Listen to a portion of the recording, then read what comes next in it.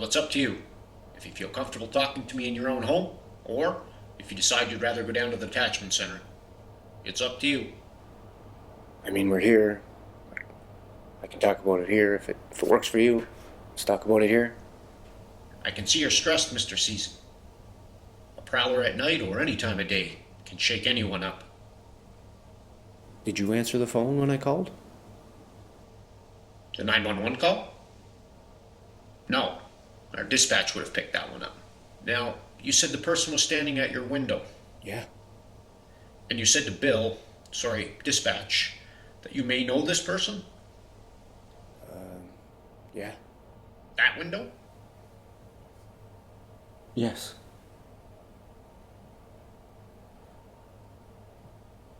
No. I didn't see anyone at the window. There was no prowler? No. All right then. What did happen, Mr. Season? I've called the police about this before. Your dispatch must have told you how many times I've called. No, they haven't. Mr. Season, you're gonna have to tell me what... My sister went missing a few years ago. I've told this story many times before. Okay, your sister went missing. And how did she go missing?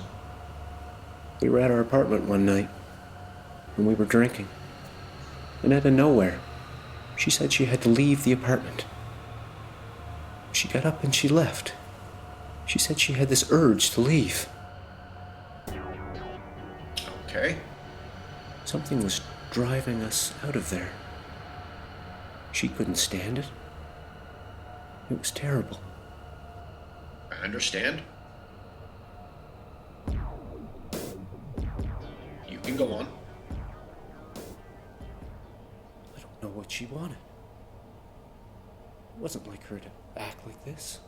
My sister just wouldn't run out in the middle of the night like that. Mr. Season, I completely understand the feeling. I just want you to know it wasn't regular. The feeling. Yes. Okay, I know. She wanted to go to my Uncle Earl's place. And your uncle, Well, he's not really our uncle. He's a family friend. You see, he married my... Mr. Season, if certain details have no bearing on your actual problem here, I'm going to ask that you refrain from telling them to me. Fine. Okay, so you went to your uncle's. We had a fight first. Okay, you and your sister. And, sorry, what was her name? Emily. Emily wanted to go see her friend before we went to my Uncle Earl's. But when we got to her friend's apartment, she wouldn't come down to see us. Why? Emily said she texted her and said she was too afraid to come down. What was she scared of? I don't know. Mr. Season, in order to find your sister, I need you to share pertinent details related to the night she disappeared. My Uncle Earl was a private detective, and he was working on a case involving my grandmother. The year before, she was killed. On the morning she was killed, she phoned Emily, and they talked about the parade that was going on down the street. Later that morning, someone had broken into her home and strangled her.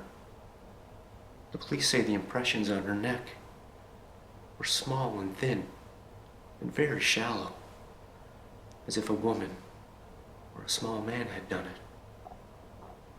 Maybe they were looking for cash. I don't know. The only reason I mention any of this is Emily mentioned something my grandmother told her. Something I also heard my grandmother talk about. The night house. Well, I'm sorry to hear that, Mr. Season. And let's see. Now, this night house. This was some sort of a bar? Sort of. And what does this have to do with your Uncle Earl? Earl who? Earl Mason. When Uncle Earl was investigating our grandmother's murder, he came across the same thing. The night house. Okay, so what is this night house? I don't know. How did your Uncle Earl and your sister describe it? Like you did. Emily described it as a bar, except long and narrow. Very dark. The only light coming in would be under the bottom of a door. Every time she would think about this bar, she would get dark thoughts. One day she said she seen something coming out of the corner. Something small and wet. She described the sound it made, as if it was a baby crying in its crib. But she knew it was laughing. Did Emily mention anything else? A room is not a room. Okay, Mr. Season, we're gonna have to wrap this up here. At what point does your sister go missing? When we got to Uncle Earl's, he wasn't alarmed to see us. He told us he found a suspect in my grandmother's murder. A politician from her town.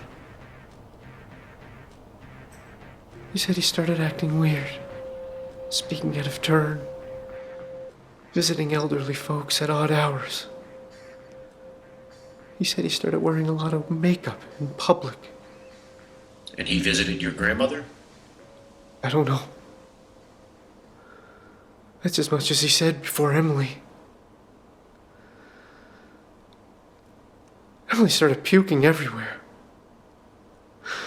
She ran to the bathroom, puking all over the walls along the way. It was so loud. I thought she was choking. And Uncle Earl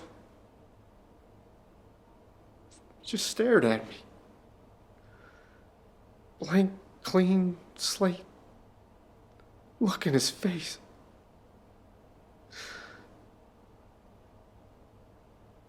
I blacked out. Woke up the next day in hospital. Where was Emily? They said she disappeared that night. Uncle Earl said we never made it. Officer, I know we did. Okay, now did they test you For for... drugs? That's the first thing they checked. Everything was clean but the wine. They also checked the surveillance footage in the lobby of Uncle Earl's apartment. Nothing showed up. We didn't show up. I'm telling you, we were there. Now tell me, Mr. Season, do you get these thoughts about this night house as well? All the time.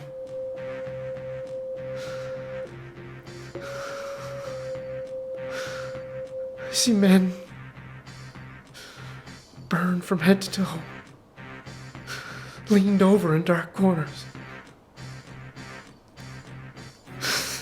I hear footsteps scattering towards me. Mr. Season, I think what I should ask you is any of this true? My sister's gone. Okay, Mr. Season, I'm gonna look into these details you gave me tonight. Things going to be alright. It's just a story, Mr. Season. One that keeps you up at night. Sure does.